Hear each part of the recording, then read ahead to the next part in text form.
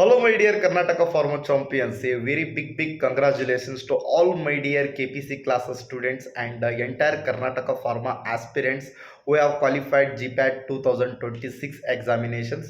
So, yes, ಇವಾಗ GPAT 2026 ಎಕ್ಸಾಮಲ್ಲಿ ಏನು ಕ್ವಾಲಿಫೈಡ್ ಆಗಿದ್ದೀರಾ ಸ್ಟೂಡೆಂಟ್ಸು ಇಲ್ಲಿಗೆ ಸ್ಟಾಪ್ ಮಾಡೋದಕ್ಕೆ ಹೋಗಬೇಡಿ. ಸೊ ಇನ್ನೂ ಎಕ್ಸಾಮ್ಸ್ ಫ್ಯೂಚರ್ನಲ್ಲಿ ಭಾಳಷ್ಟೆಲ್ಲ ಬರೋದಿದೆ competitive exams like P G C E T NIPER and government pharmacist exams drug inspector exam back to back ಬರ್ತಾನೆ ಇರುತ್ತೆ. ಸೊ ಸ್ಟಾಪ್ ಆಗೋದಕ್ಕೆ ಹೋಗ್ಬಾರ್ದು, ಓಡೋ ಕುದುರೆ ಓಡ್ತಾನೆ ಇರಬೇಕು. ಓಕೆ, ಸೊ ಜಸ್ಟ್ ಸ್ಲೈಟ್ಲಿ ನೀವು ಸ್ಟಾಪ್ ಮಾಡಿದರೆ ಬ್ಯಾಕ್ ಕಡೆ ಕಾಂಪಿಟೇಷನ್ಸ್ ಹೆವಿ ಇದೆ. ಓಕೆ, ಆ್ಯಂಡ್ ಕ್ಯಾಂಡಿಡೇಟ್ಸ್ ಯಾರೆಲ್ಲ ಕ್ವಾಲಿಫೈಡ್ ಆಗಿಲ್ಲ, ಸಮ್ ಲಿಟಲ್ ಬಿಟ್ ಮಾರ್ಕ್ಸ್ ಕಡೆಯಿಂದ ಡಿಸ್ಕ್ವಾಲಿಫೈಡ್ ಆಗಿದ್ದಾರಾ. So don't get tension. So worry ಮಾಡ್ಕೊಳ್ಳೋದಕ್ಕೆ ಹೋಗಬೇಡಿ. This is not a life binding exams. Okay, so G PAT qualified ಆದ್ರೇ ಲೈಫ್ ಅಂತಲ್ಲ.